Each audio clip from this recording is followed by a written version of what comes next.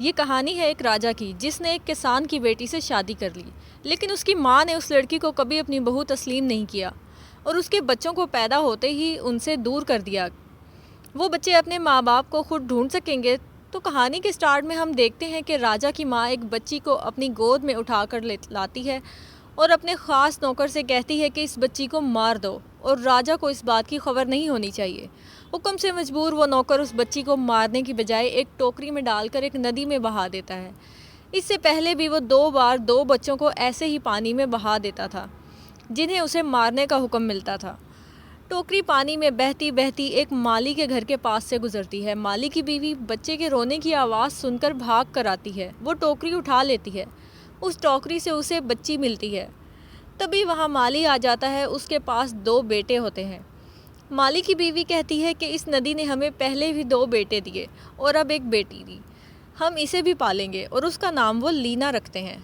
अब कहानी 12 साल आगे चली जाती है। लीना अब 12 साल की हो चुकी होती है। वो नदी के किनारे खड़ी थी। उसका बड़ा भाई पीटर भी उधर आ जाता है और उसे कहता है कि फूल लगाने के लिए क्यारी बनाने में तुम्हारी मदद चाहिए। तो लीना उसे अपना लकड़ी का खिलौना दिखाती है। उसके बाद वो दोनों चले जाते हैं। लीना क्यारी बनाती है और पीटर लकड़ियाँ काटता है। तो तभी उनका छोटा भाई सैम गुलेल से उन दोनों पर निशाना लगा रहा होता है। वो सब आपस में बहुत खुश थे। एक दिन लीना अपने घर के पास कुत्ते देखती है और उनसे खेलने लगती है। वो कुत्ते राजा अलेक्जेंडर के थे जो वहीं नदी के किनारे उदास बैठे थे। तो लीना उनके हाथ में लकड़ी का खिलौना देखती है तो पूछती है, क्या ये आपने खुद बनाया है? तो राजा कहता है कि नहीं, ये मेरी बीवी ने बनाया है, पर अब वो ज़िंदा नहीं है। मैं उससे पहली बार यहीं इसी नदी के किनारे मिला था। लीना राजा को लकड़ी का बना हुआ एक घोड़ा देती है और फिर अपने घर चली जाती है। शाम को जब राजा और उसकी माँ खाना खा रहे थे तो राजा बताता है कि वो आज एक लड़की से मिला जो उसकी बीवी हेलेना जैसी थी और उसी की तरह बात करती थी। ये सुनकर राजा की माँ चौंक जाती है और ख़ुद ही एक बग्गी में बैठकर उस लड़की को ढूंढने निकल जाती है। आखिर उसे माली और उसकी फैमिली नज़र आती है तो वो उन बच्चों को देख लेती है और बहुत हैरान और परेशान होती है। तो वो अपने नौकर के पास आती है और पूछती है कि तुमने उन बच्चों के साथ क्या किया? तो वो कहता है कि मैंने उन बच्चों को नहीं मारा और मैंने उन्हें टोकरी में डालकर नदी में बहा दिया। तो वो भड़क जाती है और कहती है कि तुम्हारी वजह से वो बच्चे अभी भी ज़िंदा हैं और खुश हैं। अगर राजा को पता चला तो मेरा बनाया खेल बिगड़ जाएगा। तो वो नौकर उससे पूछता है कि अब आप क्या चाहती हैं? तो वो कहती है कि उन बच्चों को मारना ही होगा, लेकिन इस बार ये काम मैं अपने तरीके से करूँगी। अगले दिन राजा की माँ अपना हुलिया बदलकर माली के घर के पास आकर बैठ जाती है। कराहने का नाटक करती है। लीना उसकी आवाज़ सुनकर उसके पास आ जाती है और उसका हाल पूछती है। तो वो कहती है कि मैं दूसरे गांव से आई हूँ, थक गई हूँ। तो लीना उसके पाँव दबाने लगती है। तो वो औरत चालाकी से लीना से पूछती है कि क्या तुम बचपन से यहीं रहती हो, यहीं पैदा हुई हो? तो लीना बताती है कि मेरी माँ ने मुझे नदी से उठाया था। तो वो औरत पूछती है कि तुम्हारे भाई? तो लीना कहती है कि उन्हें भी माँ ने नदी से उठाया था।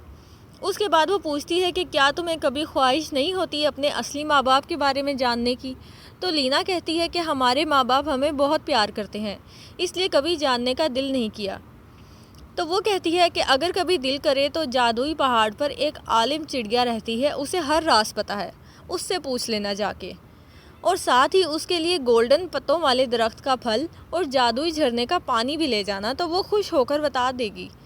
तो लीना तो सोच में पड़ जाती है। रात को वो अपने भाइयों को ये पूरी बात बता देती है, जिस पर वो दोनों कहते हैं कि क्या करेंगे माँ बाप के बारे में जानकर। अगर उन्हें हमारी फ़िक्र होती तो हमें पैदा होते ही नदी में ना फेंकते। तो वो सो जाते हैं। सुबह को नाश्ता करते वक्त पीटर कहता है कि वो लकड़ियाँ काटने जा रहा है, उसे कुछ वक्त लगेगा, और वो बाहर चला जाता है। तो लीना उसके पीछे जाती है। उससे पूछती है कि क्या तुम जादुई पहाड़ पर जा रहे हो? तो वो कहता है हाँ, मैं जल्दी आ जाऊँगा, तुम किसी को ना बताना। वो पीटर से गले मिलती है और वो चला जाता है।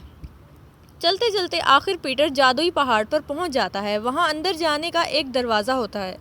उस दरवाजे के आगे एक जादुई दीवार होती है। पीटर उस दीवार को पार करके अंदर चला जाता है। वहां वो एक बाग में पहुंच जाता है। वहां गोल्डन पत्तों वाला दरख्त होता है। पीटर उसके पास जाता है तो एक बिल्ली उसे इशारे से कुछ बताने की कोशिश करती है, लेकिन वो इस बिल्ली को दूर कर देता है और अपने फल लेने के लिए ऊपर चढ़ता है।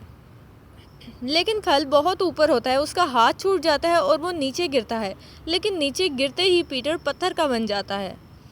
उधर रात हो जाती है और पीटर अभी तक घर नहीं पहुंचता। उसके माँ बाप बहुत परेशान होते हैं, तो लीना उन्हें सब कुछ बता देती है कि पीटर उनकी असली माँ बाप का पता करने जादुई पहाड़ पर गया है। जिस पर माली और उसकी बीवी चौंक जाते हैं और कहते हैं कि क्या तुम्हें नहीं पता, आज तक वहाँ जो भी गया है कभी वापस नहीं आया। तो लीना उनसे माफ़ी मांगती है, तो माली कहता है कि तुम अपनी माँ के पास रुको, मैं और सैम पीटर को ढूंढने जाएंगे। उसके बाद वो दोनों रात को ही पीटर को ढूंढने निकल जाते हैं। चलते चलते उन्हें सुबह हो जाती है और वो जादुई पहाड़ पर पहुंच जाते हैं। उधर माली सैम को रुकने के लिए कहता है और ख़ुद अंदर जाने की कोशिश करता है, लेकिन जादुई दीवार उसे रोक लेती है। लेकिन सैम उस दीवार के अंदर चला जाता है। ये देखकर माली पूरी कोशिश से दीवार के अंदर जाने की कोशिश करता है, लेकिन वो नाकाम रहता है। अंदर सैम भी उसी बाग में पहुंच जाता है जहां वो फल वाला दरख्त होता है। बिल्ली उधर उसे भी कुछ बताने की कोशिश करती है, लेकिन वो बिल्ली भगा देता है और गुलेल से फल तोड़ लेता है और चलते चलते झरने के पास जाता है। वहाँ एक बाज होता है, लेकिन सैम उस बाज को नज़रअंदाज कर देता है और पानी लाने ऊपर झरने चढ़ने लगता है। लेकिन आधी ऊंचाई लेने के बाद उसका पाँव फिसल जाता है और वो नीचे गिर जाता है और पत्थर का बन जाता है। दूसरी तरफ राजा अलेक्जेंडर लीना से मिलने उसके घर जाता है, लेकिन वहाँ कोई नहीं होता क्योंकि लीना और उसकी माँ पीटर को ढूंढने जादुई पहाड़ पर गए होते हैं। वहाँ उन्हें माली मिलता है जो दरवाजे के बाहर बैठा होता है। वो बताता है कि मैं अंदर नहीं जा सकता, लेकिन वो दोनों अंदर हैं, पता नहीं वो किस हाल में होंगे। ये सुनकर लीना अंदर चली जाती है। वो भी उसी बाग में पहुँचती है। वहाँ उसे भी बिल्ली मिलती है। वो उस बिल्ली को सहलाती है और पूछती है